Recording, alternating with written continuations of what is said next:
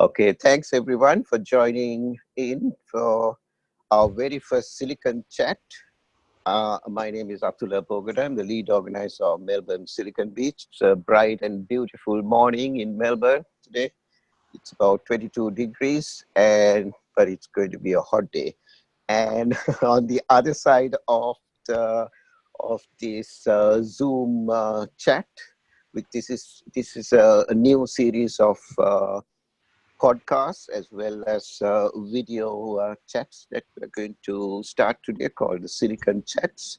This is going on our Silicon Beach TV YouTube channel, as well as the audio file is going on Silicon Beach Radio podcast channel. So on the other side, to start the very first Silicon Chat is John Webster of Shiftiez. Hi, John. G'day, Tula. How are you, mate?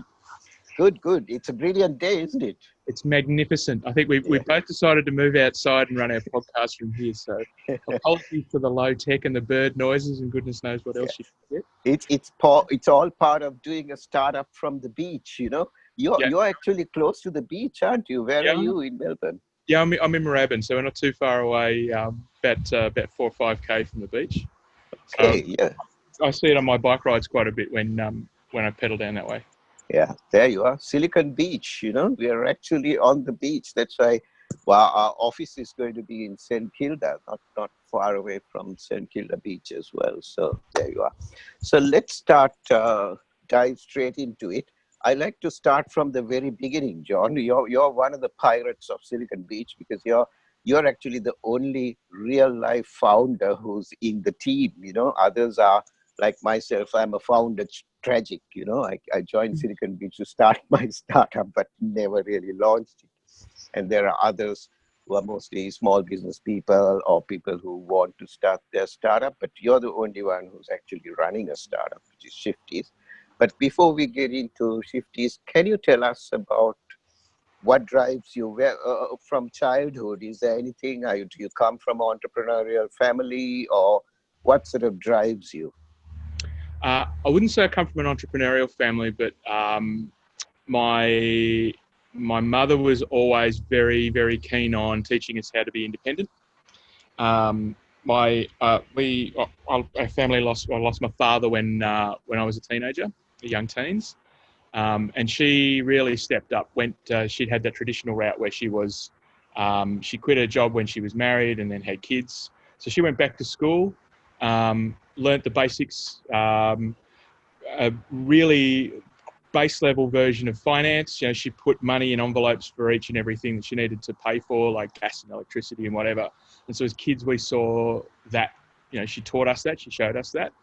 And we did the same with our kids. So I think it was a very pragmatic view about the fact that if you want something, you've got to go get it. And so that was her story. She went back to school, she retrained, and got a job from there. And I think I've had a couple of tilts at trying to run businesses, and so's my sister. And it's just part of that thing. It's in us. I think about, you know, if you want to get it, you've got to have a crack at it yourself and go for it, and not be afraid. That's probably the big thing. But maybe we'll talk about that a bit later on. Yeah, that's great. Yeah, sorry to hear about your father, John, but I think with your mother, and that shows because you're one that struck me as someone who's very diligent in your work. If you say you're doing something, you do it, and that sort of has stood you in good stead, and that's a really good lesson to everyone. And we can actually see where you're coming from. It's that ethos is sort of transferring to your work and everything you do. Yeah. Thanks so much for the work that you're doing with Silicon Beach. So no problem. Like I always say, it's good for everyone. So I joined Silicon Beach as a founder, hoping to help expand my network, and I think part of the value of that is doing the same thing with everybody that you meet in the space as well. Yeah, I think something, I have never been to Silicon Valley, but I have read a lot about Silicon Valley, trying to figure out what drives, what makes it so very unique and so different to every other startup ecosystem around the world. And I have spoken to people who have lived there, and And something that stands out is how helpful everyone is. You know, you could just land in Silicon Valley, it seems, and talk to a few people and say for instance, you go to Silicon Valley and you say, I'm John from Shiftiez, and this is what I'm doing. You know, this is a HR, shift rostering system. People would just say, John, you should meet Yeah. this one, and this one, and I'll make you the introductions. That's sort of giving forward, paying it forward without even knowing you. That that culture we need to bring into Melbourne and to Australia, and I think in Silicon Beach that is something we are striving to do. It's not easy because it goes against our small business competitive Yeah. Yep. thinking.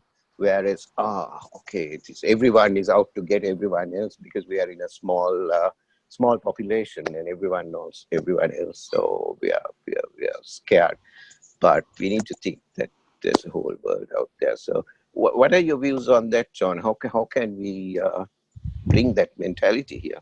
So I've got really strong views on this. The main thing for founders to remember is, you know, at the crux of it, nobody really cares about your startup, right? Your idea is not that unique. Your concept's not that amazing that you're going to win thousands of people across whoever you talk to, first time you chat to them. So there's got to be other ways of trying to create that ecosystem and make it grow. And the thing about Silicon Valley, the original Silicon Valley in the States, was there was a group of individuals who were in that space because business had created a need for them to be there. So they were the early Hewlett Packards, the IBMs, the Intels. These guys created, a design culture that worked there that then went and shared things through the Homebrew Computer Club. And so that's where Jobs and Wozniak got their first exposure to what, this development was like, what people were doing. There were computer companies like Atari moving in there. They were also sponsored by the university. So Berkeley was there, UCLA. They were creating that creative, technical groundswell that needed to be there. But also the key, as you said, was people sharing ideas. So there was business and government bringing people into that area, but then independently people were working on their own thing and starting to share stuff. And that grew. So when Apple was starting to go and they were looking, they're going away from the Apple IIe into building the Lisa and the Mac, Jobs got an invite to tour the research center for Xerox. And Xerox showed them this thing that was invented in the 60s called the mouse, and that they were trying to work with graphic images and moving a mouse around on a screen, and he took that and ran with it. And if there wasn't that ability for sharing of that information, even at a corporate level, the creation wouldn't have flowed. And the thing is, Xerox sat with that stuff for years, and they never would have invented anything anywhere near as powerful as what Apple did with it. So there's the thing about, okay, I get that you want to protect your intellectual property, and I'm certainly not sharing my code or my algorithms, but my ideas, they're things that are easy to replicate. And you should be standing up and backing yourself against what other people might do with your ideas. And when we have that, that's when you put the fast forward on the create button, and industries and new design ideas come forth. You can't keep the idea to yourself, and that's what we need to engender in Melbourne. The more we do that, the stronger we'll be. Yeah. Thanks for that. That's a really good history lesson there. I have read here and there. Passionate about that. Yeah, I think we both are. So because people say, people are scared to even come and do a 90-second pitch. People tell me, I don't mind doing a pitch, but you video it. And you video it and you put it on YouTube, and Yes. my idea is going all over the world. I'm scared. So. That's a corporate attitude towards invention and design, and I'm just as guilty of that as anybody else. But I think sort of 3 years in Founderland, my ideas have flipped completely. Someone once said to me, "You should be so lucky that your idea is that great that people are going to copy it." there's millions of theories as to which way this should go, but you should be going out there. You can't validate your idea. You can't complete ideation without testing it against the market. You have got to talk to people about what you're doing, and you have got to what you're going to do, the way you're going to monetize it or make it popular or whatever is in your delivery. How you code it, how you build the teams, how you design the solution, your graphic interface, all of that stuff. You can keep all of that yourself, but you should always share the idea. Yeah, because as they say, my favorite, because I run some of these motivational, inspirational quotes on a slide at the back of on the big screen before the pitch night. My favorite is, I can't remember whether it says vision or ideas. I think it says vision, but it's the two words are interchangeable. Ideas without execution is hallucination. Yeah. So yeah. I love that. I think, look, it also gives you a bit of impetus. If you tell people you're going to do something, then you're more inclined to do it. I spent the 6 months of my founder's journey keeping everything close to my chest, writing, all sorts of business plans and stuff, and basically wasted that 6 months. I wouldn't say wasted. It's research, isn't it? Well, yeah, it is, but I mean, I didn't move like you expect a founder to move, and I think I'm happy to discuss that whole thing about do we run at lightning speed or whatever and fail fast. Yeah. And I'm not 100% on that, but I think that I didn't really advance my planning or my idea or my startup any further at that point because I had that corporate thinking. You've really got to let yourself go and have a crack at it. Yeah, but at least you started, you launched it. I mean, I'm the exact opposite because I was coming from an accounting background. I didn't know any coding. Joined Silicon Beach to find a coder to bring my app idea into the world, which is a meditation mindfulness app. But not 6 months. I think I took about 18 months to, talking to people, discussing this, because I didn't know what I know now. So I didn't know how to run a startup or an app or anything. And by 18 months later, we're talking about 2012, 13. There were so many meditation mindfulness apps on the app store at the end of the 18 months that the whole thing was not viable. So I didn't run it. So I learned the lesson. You have to have a balance, Yeah. How absolutely. fast do you run and how slow do you percolate these ideas? So sometimes you can percolate till the coffee is bad. Yeah, look, absolutely, for sure. But I mean, there is always an element of luck and timing with these things as well. Yeah. So I don't think anyone who's had a crack should take it personally that they didn't get it right. It's good to look back and say what worked and what didn't. And if you went back again now, you would be so much faster to market with a product. You'd be smashing it. So yeah, I think that reminds me of something else. What do you know, if you knew what you know now when you started, what would you do differently? Okay, so I quit my job, walked away from it to start Shiftiez. And so that when I was talking about that first 6 months, I'm not earning any money from doing what I'm doing. I burnt too much cash just living, even though we're being careful in that first 6 months and not moving. So I'd always suggest to people that you get a side gig, do something else. And I did that in the last 12 months. Did some project management work to keep some money coming through while I was getting the idea finished and completing ideation.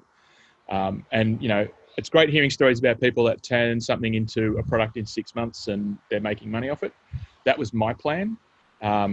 I came from an infrastructure and operations background, so I knew what it looked like to catch code from developers and turn it into a product and release it and sell it and do all of that.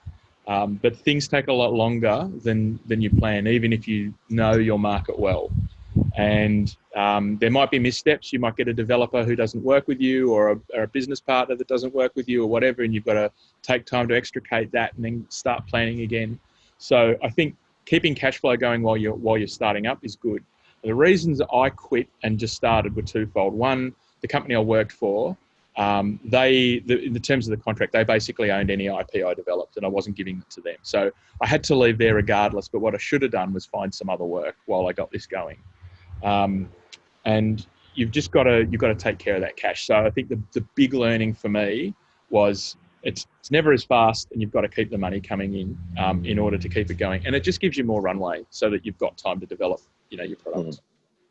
Something else you told me when we were talking about this was that you would have you regret not getting a co-founder early on. Can you talk about that? Yeah, so so I'm a solo founder.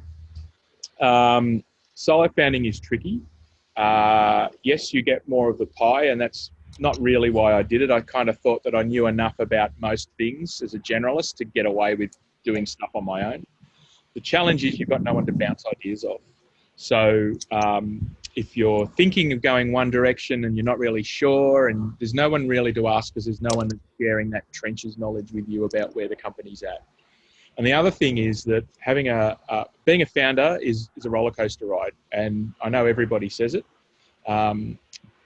but it's true. If there are times when you get rejected all the time for all sorts of reasons, and that's perfectly cool.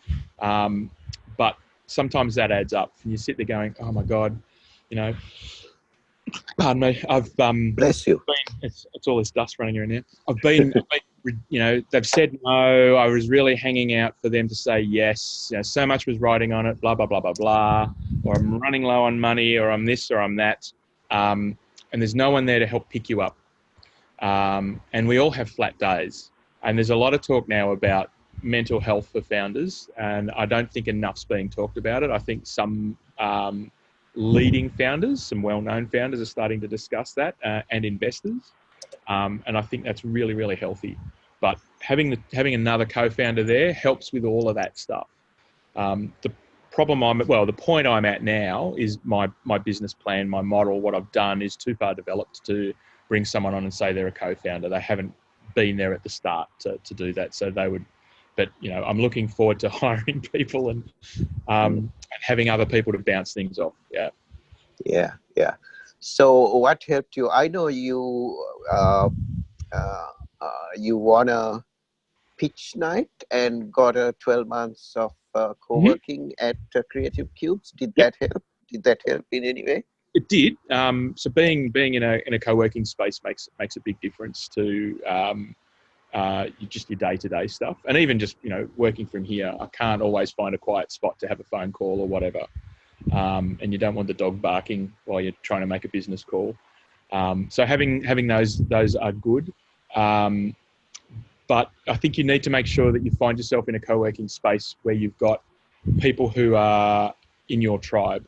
So if you go to a co-working space where it's heavily design people or advertising people or whatever, and that's not your scene, then that's possibly not the space for you as well. So, and this is not having a dig at Cubes.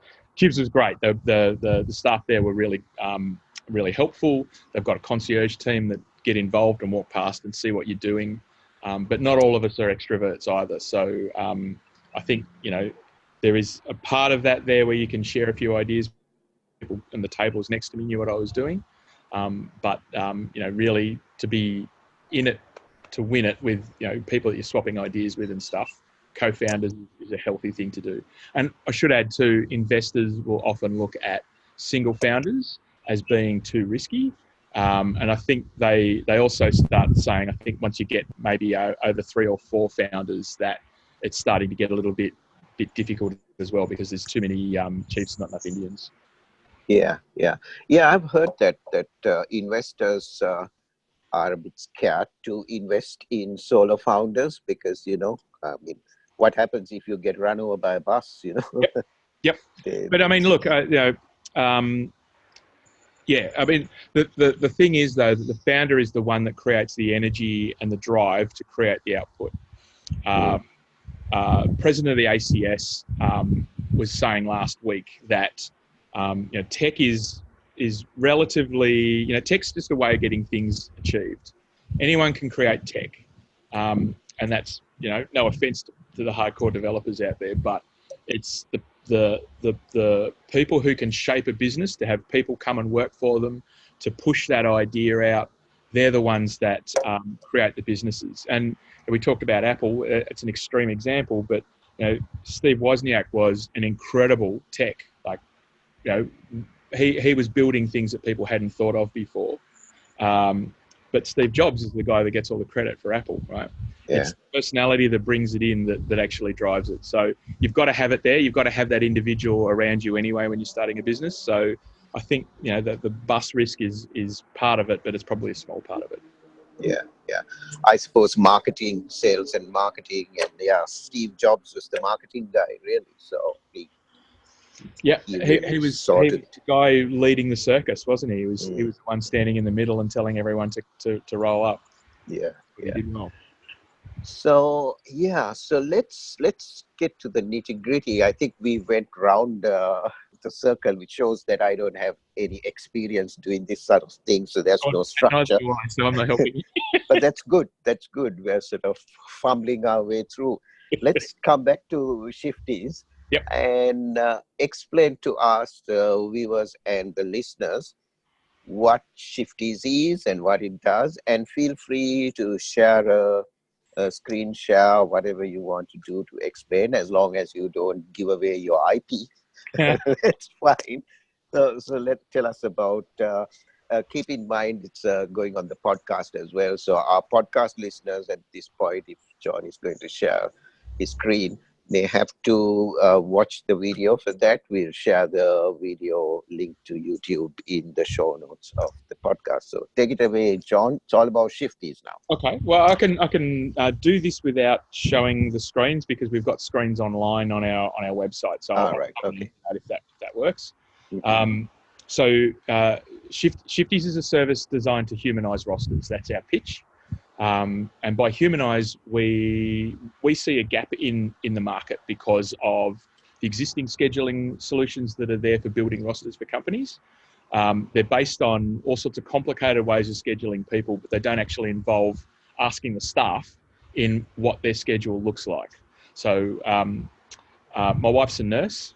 And she would often come home after a night duty and be sleeping, only to be woken by her work, trying to see if she could work an afternoon shift. So they had no call list, they had no fatigue planning, they had no understanding of who was free to work and wanted to work. And for shift workers, the worst thing you can do is mess with their sleep patterns. So I looked back at that and thought, here's a real issue that we've got to fix here. Why isn't anyone asking the people what they want to work and why? So what Shifties does is it lets staff use connected devices to set preferences for shifts. And that's not just yes or no, but also I prefer not to work, which means that we can move shifts around without people having to give up leave days or do anything else like that. And then for employers, we handle all of the EBAs, employer bargain agreements, the laws around the hours people are allowed to work, union regulations, fatigue planning, even their shift transitions. So if you work X number of nights, then you've got to have X number of rest days, and then you need to work an afternoon shift, and then you can work 2 days or whatever. We build all of that. We automate that for companies. And we take those company rules and the people's preferences and we put them together. So if you're working, say you're scheduled on a Saturday morning and your kid's soccer team, the schedule always moves around for them, but you've got to take oranges out at half time. You can say, I prefer not to work mornings, but I'm free on the afternoon shift.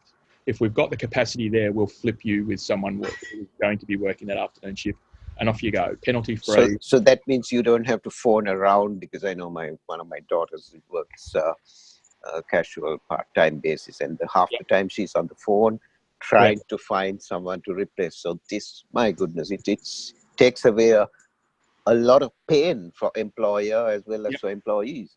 So traditionally, rosters are built on either lowest cost per shift, so what's the cheapest combination of staff we can get to work, or we just plonk you in there, drag and drop. And the problem is, because people aren't getting involved in that, as it gets closer to the time their shift is starting, they just call in sick, or they're doing these shift swaps all the time. And it messes with that plan anyway. If you're paying backfill costs, you have to pay for staff. So for in healthcare, emergency services, call centres, those sort of things where they have to have ratios of people, that all of those other ways of doing things are just, they're cost prohibitive, even though that's not how it's sold to you. So we think we can make a real difference. And in Australia, 40% of staff work either part-time or rosters. So it's over 5 million people whose work-life balance is up to their employers to get right. And we think the employers are being sold a bit of a pup for that. So we want to make that difference. It's great. I can just see this, taking off globally. Is there a solution globally? Have you seen anything like this on the internet? No, so where we see some companies who are doing taking preferences for staff, but they're not using it to build the rosters. They're actually using it afterwards to try and to tell you either no, that won't work, which is painful, or for shift swapping later on. So we're reducing the amount of shift swapping that's happening right at the start anyway. But we've got that capability of automating that shift swapping process as well. So that's where our head's at now. That's great. So where are you at in your startup? Are you at the capital raising level? I know you have some traction. Have you got some clients, enterprise clients?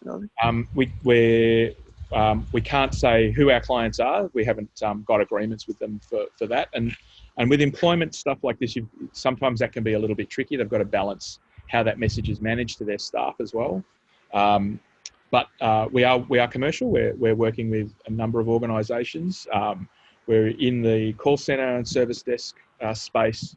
We're working with emergency services providers as well. We're talking with some large businesses that have call centres and healthcare as well. So that's in Australia. Overseas, we've been in discussions with a large HR services firm based out of Singapore, looking at how we might be able to automate temporary workforces. And, we can play straight into that space because all we need to get is the list of staff. So if you need to get 1,000 people quickly for an event management a piece, for example, we can do that without you ever having to even make a phone call. Okay. Yeah. So definitely global's our plan. Okay, that's great. So are you looking for investment? Are you looking to scale? We are. We're putting our pitch plan together at the moment, and we're in early stage discussions with investors and VCs as to what that would look like. But we'll finalise that in the next month, and then announce that to market and see where we go. Yeah.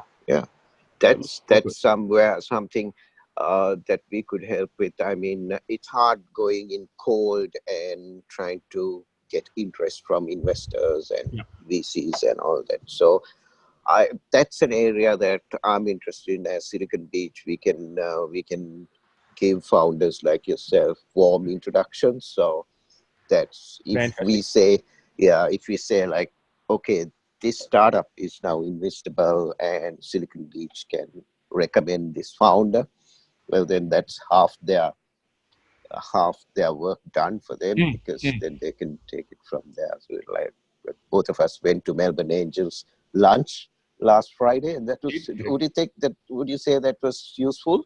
It was actually, yeah. I think I don't think you want to go there pitching yourself or your company. You want to go there pitching yourself as an individual. And there's a lot of people in Angels who have they've got deep knowledge of the tech industry in Australia, and especially in Victoria and Melbourne. And if you've got a bit of history where you know people, or you know what things used to be like 10, 15, 20 years ago, it's kind of cool to swap war stories with them about what was going on and where things were like. And it was good getting commentary from them too about the present state of startup land in Victoria. So what the government's doing, what their opinions of that were. We swapped notes on accelerator programs and different ways that people are approaching getting new startups off the ground. So I know you and I, Atula, we've spoken about how Silicon Beach can help in that pre-accelerator space. Getting those early first-time founders in with the language and the knowledge of what sort of questions will come to them, so that they're not like a rabbit in headlights when they meet angels and meet other investors. And I think so it was good to show my credibility in that space with them, And then, next time when we have a meeting about, hey, this is my company and this is me and this is what we're doing, it's a warmer introduction. They know that, hopefully, that I know what I'm talking about, and that they can have a conversation that's a bit more meaningful. Because if you think about it from their shoes, if you're seeing, I don't know, 200-300 companies in a year, that's effectively, even at 200, that's one every business day almost. You've got a lot to deal with in trying to evaluate those. If you can cut that list down in any way, you will. And one of the first things they'll do is, if they sense any area that you're not prepared in, either you're quoting financials that you just can't back up, you don't know enough about your market, your product isn't at the stage that you're trying to say it is, they'll hone in on that. And I would too. If it was my money, I wouldn't want to be wasting my time. But I think founders feel that they're being set upon. They're in with the sharks. And it's not quite why it's done like that. So, I think just opening up that conversation, letting them know about Silicon Beach, and having Silicon Beach people learn a little bit more from them is a really good thing. Because the poor investors think that they're being set upon by everyone asking for their coin. I'd hate to be if I was an angel investor, I had heaps of money in my bank, I wouldn't go to Silicon Beach nights, because that'd be frightening. I would go, but I wouldn't say I was an angel investor. And I don't know how they get away with that, what they do with that, because if you don't put it on your LinkedIn profile, then people don't know you're an angel. But you don't really want to put it on your profile, because everyone then harasses you. I get people advertising the same crap to me all the time. Actually, that's a good point. I did connect with some of the angel. I know a few of them personally, and some of them are even founder members of Silicon Beach, and they do. Some of them do come to Silicon Beach. Some are brave enough to say I'm an investor, but some say, hey, don't tell anyone that I'm an investor. I'm just here to have a look, and we respect that. Some of them didn't have that they're an investor, or they are even a part of Melbourne Angels on their LinkedIn profile. So now I can understand why that is, because that can be a pain. So I'm thinking it was really useful. I just happened to sit next to someone running a medtech accelerator, so we might connect with them, have some events. I didn't know much about it before that day, so the connections you make at events like that are invaluable. So I think we should go there every month, and I'm thinking of organizing with them, because lunch is not really suitable for our community, because a lot of them work like you on another project or consulting, or some of our founders have day jobs. So we might organize an evening event and invite a few angels and see where it goes. So, and also venture capital, we are connecting with YBF again. That's they were involved in starting Melbourne Silicon Beach. So I think YBF and their venture capital firm is much more suited for serious founders like yourself to work out of. So we'll organize some sort of way to introduce you guys to them. Let's see, what else could you see Silicon Beach should be doing? What are the pain points in the startup ecosystem in Melbourne? I know you could spend a day on this, but if you summarize, what are the main pain points? I think so Silicon Beach's motto is empowering founders, and we had a marketing meeting 2017, I think it was. Yeah, in December, around November, December 2017. Yeah. And came up with that phrase, and it really rings true to me for where the gap is in what's available to founders, and what we can do and what we can offer. We've got so many members. We get a really healthy number of people that come in just for a look. When we have a founder night, a pitch night, and people come up, I always go out and I have a chat to the people that are there before it gets too rowdy. And a lot of them are coming and saying, I've never been to one of these before. I'm just trying to understand what it's about, or my lecturers told me to come along to this. We're catching people really, really early on, but that's quite powerful. So we can, I think we need to do more to help get those first-time founders and people who are interested in working in startups, they don't have to be founders, to connect. Give them some information in a friendly way about what they're in for, what they need to get ready for. We just talked about the angel side of things. There's the legal issues around structuring your business. How do you handle your intellectual property? There are so many people now that founding in the last few years, I've noticed a lot more companies coming in and are prepared to help founders learn all this sort of stuff as long as they pay $3,500 for this course or $7,000 for that course, or they sign up for their monthly subscription for this and that. And people are entitled to get money for these things, but I think there's a lot out there now that are all doing that. And maybe they're not structuring that information for the individual, it's a course. So I think if we are in a position where we can provide more of that basic information for people so that they've got a baseline to start making decisions about whether they need to do these other things, join accelerators, work in a co-working space, get information from mentors, all of that stuff. If we can help them understand these are the sorts of things you need to think about when you're doing those things, those next steps, I think that's a real value add that we can make. So we're talking about that as being a pre-accelerator sort of thing. And maybe that's not the right word for it because not everybody needs to go through an accelerator, but a lot do. But there are lots of different accelerators, and just picking on accelerators is a good example. There's so many ways you can cut that up. You've got to know which one's right for you. You don't just grab the first one you get into. You've got to be selective about this stuff. Because it has an impact on who wants to invest in you later on down the track. So, all of those, I think anywhere in that space we can offer advice, that's a good thing. Partnering with groups like Melbourne Angels is super handy as well because it gives them a funnel and it also gives founders an idea of how to approach them rather than, even for angels, their website here, fill in details and off you go. I know a lot of founders that have done that and then their experience hasn't been positive because they haven't been prepared enough to talk to the angels. And when the angels have said no, they've just said, oh, well, they brushed me off. Well, they did, but blah, blah, blah. The other thing I think I'd love to see Silicon Beach do is have a voice at the table with government about where and how money and effort and resources are spent in helping founders.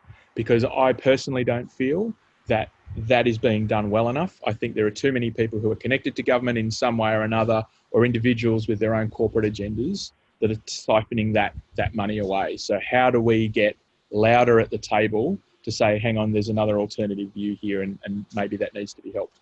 Because ultimately that will help build that Silicon Valley idea in Melbourne. Like I said before, we need government, we need universities, we need corporates. They all need to be part of that play. Yeah, wow. There's a lot to unpack there. Sorry. No, that's great. I mean, these are things that we have been talking for a while. I mean, for the last couple of years now. Let's get that happening. There's a Round X, Launchwick Round X going around. We'll be applied for that, but I'm sure 999 other applications will come in as well. It's going to be very competitive. But Launchwick is not the only game in town. There's federal government, and we are coming in for a federal election. So it's a really good time to talk to both parties in the federal parliament. So I'm actually connected with the Shadow Minister for Digital Economy, Ed Husick, who sent me a LinkedIn invite. So I'll be talking to him, hopefully having a Zoom chat like this with him. And so, hey, what are you guys going to do if and when you come into government, and talk to the present government as well, because we are not only about Melbourne, we are about Australia. So Silicon Beach, Australia is what we are incorporating as.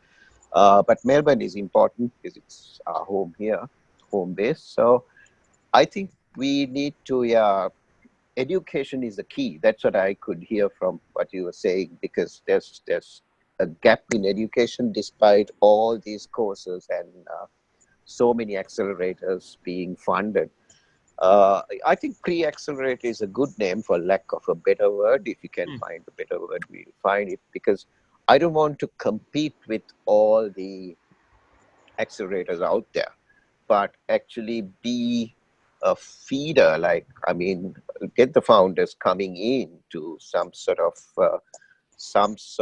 workshops, a series of workshops, and learn, and it not be expensive. I mean, this is where government could fund it, subsidize it, and learn whether accelerator is the way to go, Yep. or raising capital is the way to go for me, because each startup is different, and each founder is different, and each team is different, and whether we should bootstrap and go down a certain path and then think of fundraising, or whether we should go global from day one. I think most startups should think of at least consider going global from day one, and then it opens more fundraising opportunities from international investors and all that. That's something we are connecting as well, connecting globally. So because we can do that, because we are a large enough group now to connect globally. So it's exciting times. It is, and you're dead right. There's no one way to get it done, and I think if we can create a culture where, it doesn't have to be courses. It can be just anecdotal stuff where we have one topic or two topics a month that we explore with pitch nights and talk about things a bit more in depth. That's a good way of just introducing what those issues are, because there's for everything that you fix, every problem you overcome, you have 10 times more problems that come along afterwards. And early founders don't get that. They think, if I just sell it, and it just works and the market buys it and I make money, it'll be good. But, all of a sudden you've got more people that are interested in telling you what should be in your product. You've got to think about security all of a sudden, and you may never have done that before. Your developer may have built this in such a way that the product's not scalable. You've got to tear it all down and rebuild it all over again. You may get noticed by someone in Canada who's already building something very, very similar, has a much bigger market, and decides to sue you. You never know what's going to come. So I think there's no one way, there's no one accelerator, there's no one professional advisor, there's no one mentor who's going to give you everything you need to get you going to the next stage. And I think a lot of founders I meet, they find one of those things, whatever they are, and they anchor to that, and that it becomes a chain that holds them back later on rather than sets them free. Yeah, that's very true. I found that too. That's why I don't believe too much in mentors. So I'm not talking for founders. I'm talking about for Silicon Beach. I don't really have one mentor. I read a lot of books, Simon Sinek, Seth Godin, and lots of people, and try to get what I can from all those people, because what we are doing is not something that has been done before. We are not trying to build another Silicon Valley. That's been done. I don't think any other place will get anywhere close to that. What we're trying to build here is something very different. It's a connected network of communities, and all called Silicon Beach, and something unique in the world, because there's nothing like this in any other country. So, and now we are connecting through Asia Pacific as well, and trying to do the things that you're talking about, empowering founders in various different ways, what suits them. There's no one formula. I think the idea of connecting communities is the important one, because Silicon Valley is dying from its own success now. It's too expensive to live there. Engineers cost too much. You can't be a startup there and pay, if an engineer's expecting 200 grand a year US, it's not startup money, right? So I think the things that are catching them out now, we can plan for. Why not have Silicon Country rather than Silicon Beach or Silicon City? Right? Australia could do a lot. We can do a lot. I think Israel has done it very successfully. They call themselves Startup Nation, and it's not only Tel Aviv. It's. I think they are the closest to what we are trying to do here. So we are a bit disadvantaged because of the huge distances. So we feel separate from Brisbane and Sydney and rest of the places because of the kilometers. but it shouldn't be with the technology, with internet and all that. It shouldn't be Correct. like that. Yeah. Correct. Yeah. I mean, my design team, that we're all over the place. Mm, But there's plenty of ways that you can remain connected now. mm. There's value in that. Yeah. Yeah. Okay. Thanks. Thanks for the. I think we have Gone way nearly over been time. chatting for 45 minutes. Sorry, The time flies. No, no, no. Don't say sorry. I'll get That's off my good. high horse. We should catch up again. Maybe in what you say in about 3 months' time Yep. to see where you have gone and how this video itself would be a good introduction to investors, a good introduction to Shifties. So we can do that. Hey, take you don't need to watch the whole 45 minutes, but I'm sure they will watch, because if they're interested, I mean, they don't want to miss out. I'm sure you have seen this. Airbnb founders have put all their rejection letters on the internet. So it's a real joke, because some of the biggest names in venture capital have Yep. said, "Look, this will never work. This will never work. Americans will never ever allow strangers to come into their homes, you know." And so many people have rejected. But what happened was America went through a recession and people were in danger of losing their houses. They said, Airbnb just took off. So you never know. So I investors don't want to miss out on the next don't want unicorn FOMO. to come out of That's it. Australia, Shifties. I saw an interesting documentary on Nokia. And Nokia were talking about the date that the iPhone was first released. And they said all of a sudden they'd sold a phone that if you dropped it, it would break. That if it required you to charge it every day, not once a week. That didn't have the buttons that were fast for texting. All the things that Nokia had held as being the most important things that they needed. A durable phone that could handle being dropped, that lasted a week on the charge, and it was all lost overnight because everyone went, "No, this is the way to do it." So I think, Yeah. that can be a risk. Can I just mention, we talked about screens before. If you go and visit our website at shifties.com, so it's shiftiez.com/training, you'll find all sorts of information about what our screenshots look like, how the product works, how it all holds together. Okay. You can hear me talking for even longer, which I'm sure you want to do, seeing as Yeah. I'm sure people will want to know more and hear your voice for longer. Thanks, John. It's been a real pleasure, and I'm sure glad I picked you to be the first ever SiliconChat guinea pig. Well, happy and a beautiful day for it. Yeah. All right. Okay.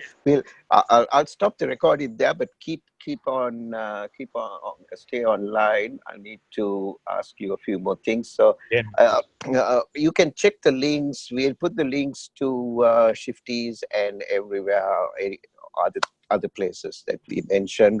Thank you. In the links below. Okay. Thanks, John.